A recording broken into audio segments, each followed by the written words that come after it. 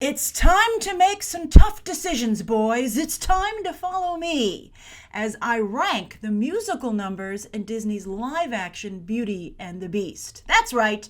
I wasn't kidding when I said tough decisions, but I've done it. I've ranked all 10 musical numbers in the new film, and I'm excited to see your own rankings in the comment section down below. Let's compare. Now you'll notice that I specified musical numbers. That's because we're not just talking about the songs here, we're talking about the whole package, how they're performed, how they're shot.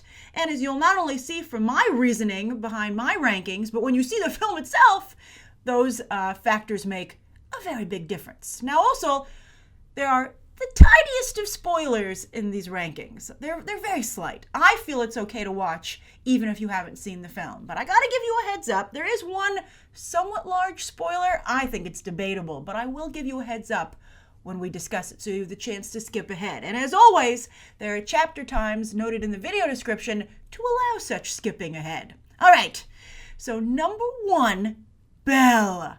I've compared this new live-action Beauty and the Beast to The Sound of Music and My Fair Lady, and this is the musical number that sold me on that comparison. Here, this feels like we're walking through a real town, from the baker to the church to the school to the flower market to the beauty shop, much more so I feel than in the animated movie. And it's not just the diversity of the backdrops, but a diversity of who's in town and a diversity of what they're thinking. For instance, the small-mindedness of the people, the townspeople, is very well conveyed in how dismissive the toy maker is of Belle reading Romeo and Juliet, the teacher at the school. And also, I thought that they really did a good job of bringing out the jealousness of the triplets of Belle in the song. Like we saw it, in the animated version with the sidebars. But here they took some of the lines and they twisted them to give the song more depth. Also, I gotta say, when she was singing with the flowers behind her as she was singing about the book, that was a really special moment. I also would like to add that it was so nice that she was just lost in her own book and thinking about it rather than explaining it to sheep, because sheep don't read. I know it's long been a Disney staple that they talk to animals, but I think that as time has gone on, I had to turn off Cinderella because of this. I think when you see them talk, Disney princesses talk to animals, it kind of seems like they lost their mind. So, like they cracked. So I'm really glad that they didn't include that in the movie. So this was my favorite musical number. Number 2, Evermore. The new music here is pretty darn good. This is one of 3 new songs that they created specifically for the film. Alan Menken returning, and Tim Rice, who he's worked with before on Disney properties, but this, of course, was originally a collaboration between Alan Menken and Howard Ashman. But anyway, I loved this song for 2 reasons. Number 1, Dan Stevens sung the hell out of it. As I said in my review, I was so shocked at how good he was, considering he's never really sung anything before, which is true. It's not like he has some musical theater, secret backstory. This is his first professional singing gig. But I was like, and also if he's that good, how has he never sung before? So I waited around to watch the credits to see if he actually sung, and he did. Now, some of you might be like, "Dear Grace, let me tell you about the evils of autotune." Well, you know what? I didn't pick up on it. Maybe it was auto-tuned, but he also wasn't an actual beast. So if computers can help Dan Stevens' visual performance, I don't see why they can't help his singing performance. He's still the bass layer. I really enjoyed it. All right, so the other thing, though, was the lyrics. The lyrics on this song really got me. I love that he said, I even looked them up. I'm not a big lyrics person. So here it said, waiting by an open door, I'll fool myself, she'll walk right in and be with me forevermore. That really stuck with me. It struck me when I was watching the song be performed, and it has stuck with me since seeing it. The anticipation of just seeing your loved one coming around, the corner through the door is such a great way to represent truly being in love with someone, not just romantically, but also just someone you love in real life, like a personal relationship, a family member, a friend. And the fact that just seeing them, lifts your spirits because they make your life better. And also, it wasn't like, oh, what does that person do for you? It was just that they're they're a great person. You love the essence of them. I thought that was really great. The Beast wasn't singing, "Oh, I wish she'd come back so she could make me a sandwich," right? I wouldn't have liked that song. So I really liked this. I thought this was fantastic. It not only was, I think, the ideal romantic situation, but it reminded me, for instance, how I feel about my own family. And that was so nice. Oh, I loved it. All right, number 3, another new song, How Does a Moment Last Forever. Now, I know this is cheating a little bit because they only sing little pieces of it, bits and pieces of it during the actual movie. It's really Celine Dion's big over-the-credits musical number. But I really liked the way it was sung. Kevin Kline softly sings it to himself.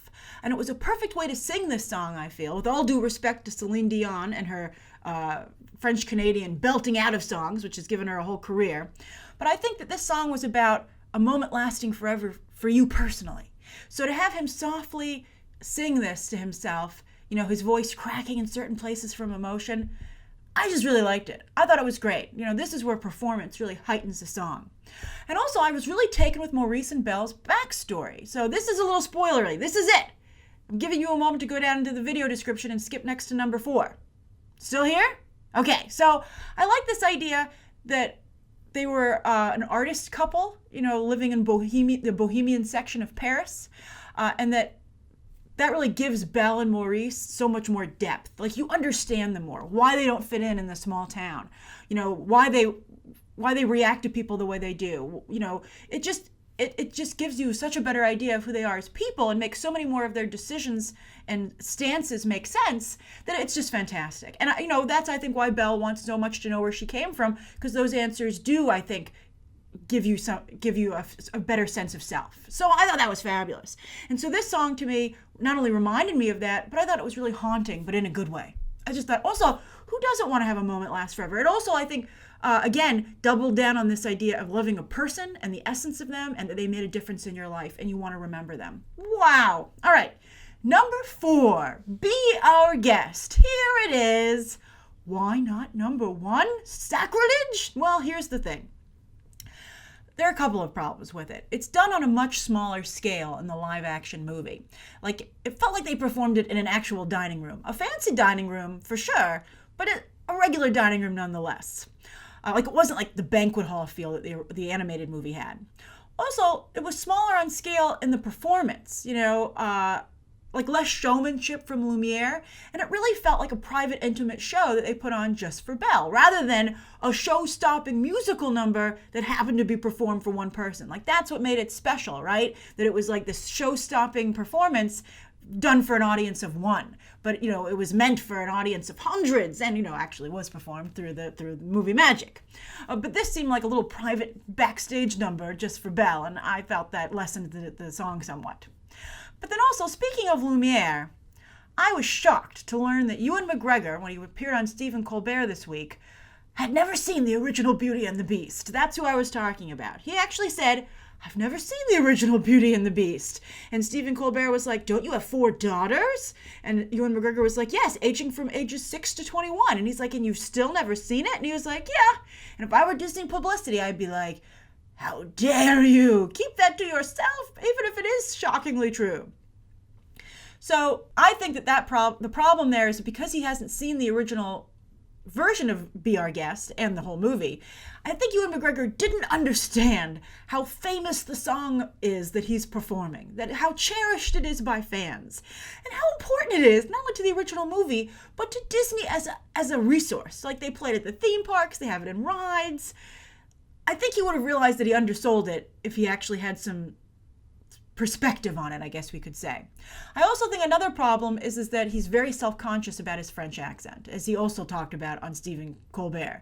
And so I think he felt he was so bad that he held back for that reason. He didn't feel comfortable in the role. But it's still number 4 because it's such an amazing song that it's kind of impossible to sync the musical number, even if, again, the way it's shot and the performance really weighed this version down. All right, so number 5, Days in the Sun, another new song. Now, I didn't like the Human Again song that they brought into the re-release for Beauty and the Beast from the animated re-release. I wasn't a fan of it. It felt like it was tacked on. And, Alan Menken said it was so long, it was like 9 minutes, they couldn't put it into the live action movie, which is why they wrote this song, which I actually prefer. and I've actually found myself humming it the past couple of days. But why isn't it higher on my list if it's stuck in my brain? Well, I felt it was less focused than the other musical numbers, and also I feel mixing Belle's regrets with the servants' regrets doesn't work because they're in totally different situations. But it was still a very beautiful tune, and so that's what stuck with me. I don't remember any of the words like I do with Evermore, but I've been humming the tune. It was really gorgeous. That Alan Menken's talented, boy. Understatement of the year. All right, so number 6, the aria, because Audra McDonald's gotta sing something. But this was cute, though. I mean, it really was just there to give Audra McDonald something to sing.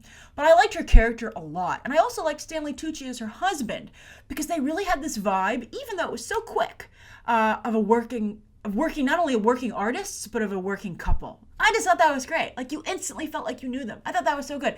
Maybe because I have a background in the arts and as someone from New York City, I guess I really related to the working artist people. My background, like I used to do sketch comedy and improv, so I've performed at comedy clubs, I've done a whole bunch of backstage stuff, so I felt these were my people. All right, also, I thought that the song here and the lyrics, even though it was very short, did a nice job setting up the prince as a narcissistic playboy and how everybody was totally encouraging him. I thought that was good. So it was a nice setup, and the musical number works better than the song itself because of the visuals and the acting. All right, number 7, this is all about the acting, something there. Because overall, I think this is not as good as in the animated movie. It's a little weak, and I think part of it is because it seems so much like they did it out of obligation. They were like, we gotta have this song. And they also copied too much from the original. Like the servants at the end talking, I was like, this is exactly like the animated one, and it's not working here. You guys, you don't have to be that married to the source material.